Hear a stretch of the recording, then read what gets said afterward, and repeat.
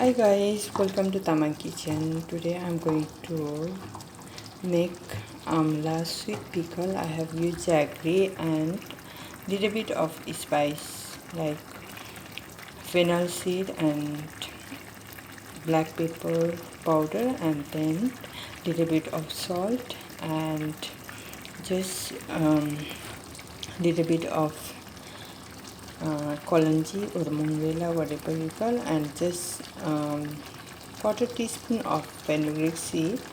That's all I have used, and I'm going to make this sweet amla pickle. If you like, you can enjoy this pickle. So without delay, you can enjoy. And then if you like my video, please like, comment and subscribe to the channel.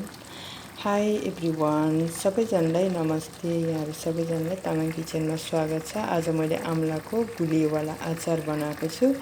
यो आमला चाहिँ नि न ठुलो न सानो medium टाइपको आमला थियो। यसलाई उसिनेर मैले यसको गेडाहरू सेपरेट गरेर अनि यसले अलिकति तोरीको तेल राखेर फ्राई गरेर सबै मसलाहरू जस्तो सुपको दाना अनि मेथी अनि मुङ्गरेला या कोलन्जी तपाईले जे भन्नुहुन्छ है, त्यो अलिअलि राखेर अलिकति नुन पनि राखेको छ। यसलाई हल्का उसिनेर चाहिँ यसको गेडा सेपरेट गरेर हैन यो मसलाहरू राखेर मैले यो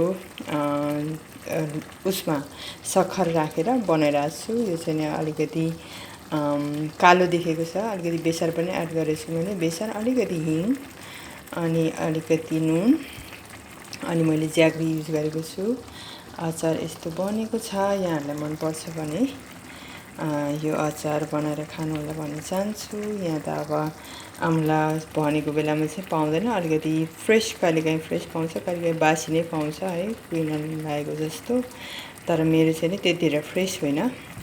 यो चाहिँ नि मैले किन्दाखेरि त फ्रेशै थियो, तर मसँग चाहिँ नि यतिकै पडिरहेको थियो। मैले फ्रोजन गरेको थिएँ, त्यो फ्रोजनबाट चाहिँ नि मैले बनाएको यो फ्रोजन आमलाको।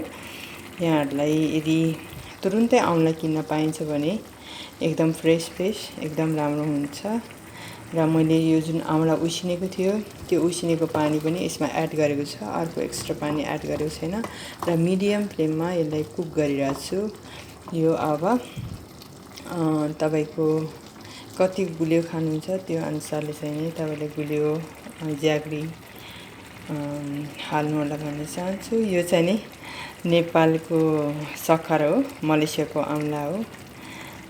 नेपाल र मलेसियाको आमलाको अचार एकदम टेस्टी हुन्छ। मैले अस्ति नै मात्रै बनाएको थिएँ है, मैले भिडियो चाहिँ बनाएको थिएन। अचार चाहिँ बनाएर खाइसकेँ। यो चाहिँ सेकेन्ड टाइम बनाउन लागेको। यहाँहरुलाई राम्रो लाग्छ भने बनाएर खानु होला। फर्स्ट टाइम भिजिट गर्नुभएको हो भने सब्स्क्राइब गर्नलाई नबिर्सिनु होला। एकदम फ्री हो, पैसा जाँदैन।